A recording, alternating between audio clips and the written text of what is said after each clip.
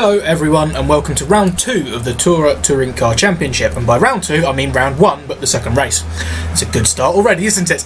My good result finishing in 3rd place in race 1 has given me a good 3rd place start on the grid for this race 2, and it is a pretty decent start that I get once again, moving up into 2nd place, and I'm actually on the inside of the Chevy for almost going ahead for the lead into turn 1. The pole sitter runs wide and tags the gravel, so it is the Chevy and myself that were leading the pack out of turn 1, but I didn't get the best run through. You might have seen that I was up on the inside of the curb through the shot that watched me round turn 1, and yeah, I ended up losing a position to the Chevy Cruze, so I ended up staying 3rd, which is a little bit of a shame. But these rear-wheel drive cars, being the only rear-wheel drive car on the grid, this BMW gets some absolute rocket starts that we've seen in the last race from myself and Tom, and I presume it's the same with most BMWs. So it is a shame not to move forward, but at the same time, I still feel like I'm punching above my weight in this lobby. Remember, I qualified down in 8th for the first race, and I'm challenging for podiums. So yeah, it's still good,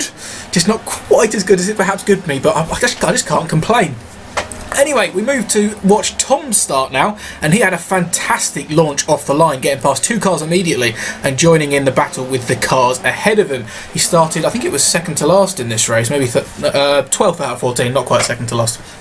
And he's now up the inside in a 3 wide moment with the pole sitter. Admittedly, he did have that incident on turn 1, but that's a great start for Tom, probably on par with my 8th to 3rd in the first race. There he is, they're right up behind the pole sitter now, and he's got Chevy Cruze directly behind him. I'm trying to count the cars behind because I really want to tell you what position he's in, how many positions has he made up. He's got at least the 4 cars behind him, and I think the BMW went off in the background as well. So what's that, 9th he's into? Which certainly isn't bad from 12th on the grid. And we're going to stick with Tom for a bit because the rest of his start and first couple of laps was a bit more interesting than mine were.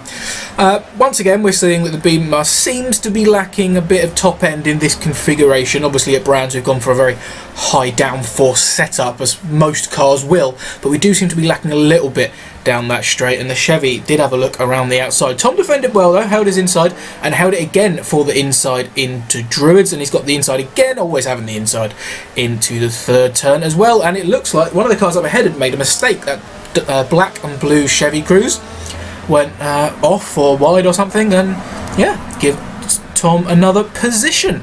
Tom looks like he's going to be making another position as well. I think there might have been a little bit of a contact with that Mercedes as under braking into the last corner, but he ended up rather wide through there and gave Tom the position. But once again, that Mercedes seems to have a very good top end as well as the Chevy Cruze. Tom moved to the left to block the Cruze off on the outside, and the Merc sneaked up the inside, and now the Chevy seems to have cut back onto the inside as well. Is he going to get past? He's certainly on the inside. Tom's hanging it round the outside.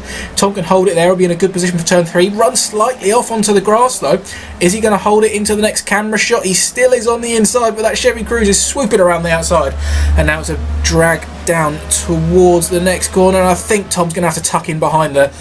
Yes, I think he is. So since we've started watching Tom in the last lap or so, he's moved up to 2 positions, and I think he's dropped 2 as well. Hang on, I thought he was going to lose another one there. The Cruze behind him looked like he was having a move, but apparently not. My race was going very similarly to the first race, into 3rd position after the first lap, and it settled down with not massive gaps, but gaps either side of me. And once again, like race 1, the car in 2nd place ran wide at turn 1, tagged the gravel, and just gifted me 2nd place.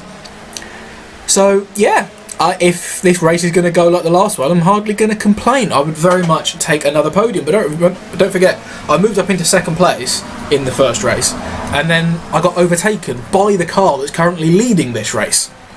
So he's the only person that's I think overtaken me in this race, in this lobby so far, in this round. So even though the Cruze behind me was initially in front of me, hopefully now he's back behind me again, I can keep him there, because I couldn't keep the one in front behind in the last race. I'm not sure that any of that made sense, but if you could follow it, well done. I think I know what I was trying to say. Basically, I'm going to be defending, and Tom is going to have to be doing a bit of defending and a bit of attacking. Currently stuck, well, not stuck, but he's currently in the middle of a 5-car battle with 2 cars just ahead, 2 cars just behind, and actually I think there's a 3rd car not too far off behind as well, and he actually makes up a position. We didn't quite see what happened there, but the pole sitter from this race having not much luck at all after that incident at turn 1. He seems to have another incident there, and it looks like in the background he's going to be defending from the Mercedes and potentially the Chevy Cruze as well going into turn 1.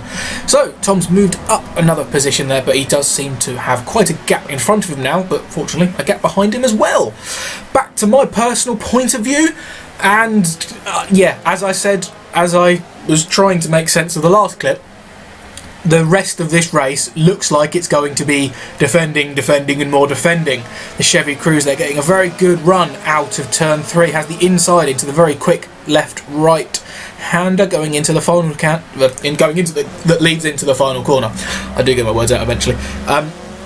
Yeah, I was quite surprised to still be in 2nd place at this point. He was up the inside. I thought he was going to take the position. I managed to sweep around the outside of that fast left and then into the right. I had the inside, but down the pitch straight once again the Chevy's going to be looking around my outside, looking to get past me any which way he can. And once again, I don't know how many times I've said held the inside in this video and the last one, but yeah, it's a lot, and that's what I did again, because I mean, when you're defending, you hold the inside and you're typically going to be okay if you've got a half decent amount of speed with it. So that was one quite ferocious attack that I have survived from the Chevy, and let's hope that if there's another one to come I can survive that as well. It looks like he might be under pressure from the Audi behind him as well though, really tucking up, potentially turning into a 3-car fight for this 2nd position which I'm currently occupying. Jumping later now, still with my point of view, I think this is probably only half a lap or a lap later or something.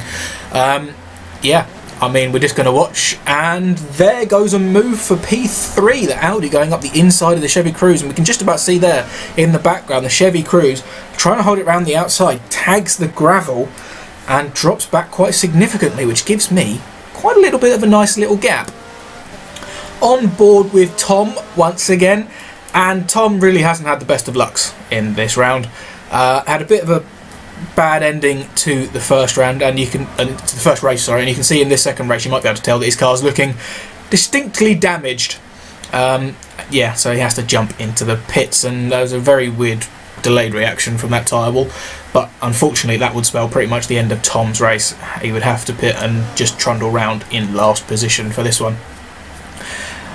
We were almost putting the entire grid in a perfect sandwich, apart from one car out in front, 2nd and last in this lobby. But could I hold 2nd until the checkered flag? It was going to be a hard task. I don't know what other things I can say at this point, apart from I'm defending the inside at just about every single corner at this point. I think this is the 3rd car I've been defending from in this race. No, sorry, that's not right, is it? It's only the 2nd. It was the one Chevy. But yeah, it was potentially gearing up to almost be a 4-car fight for 2nd place. There was a Honda in the background at one point, and obviously the Chevy that was initially in P2 has dropped back after running wide, and now it's just me versus the Audi. I tried to squeeze him onto the outside as far as I could, and he gets a little bit of sideways action, I think, from the rear of his car as we fly around turn 1, and he was holding the outside. So I've still got the inside, which is of course the optimum position to be in at this part of the track, and I do come out ahead coming out of Druid into turn 3, and once again just holding that inside, making sure I clip the apexes, trying not to do exactly what I just did by running wide on the exit, and fortunately the Audi doesn't seem to have gotten quite good enough of a run to put me under pressure at that point. And we've already seen him make one move up the inside of this final corner, and I think it was a overtaking spot that I was mentioning a lot in the previous video, so that is one place where I'm definitely going to be trying to defend. And we start now the final lap. I don't quite get the turn in for the first turn. The Audi flies up the inside. There's a little bit of contact between us, which fortunately for me seems to put the Audi a little bit sideways. I think he backed off slightly as well. He said he reckoned it wouldn't have been a particularly fair move. I thought it was fair game. A little bit of contact isn't particularly... I mean, it's touring cars, there's going to be a bit of contact is what I'm trying to say.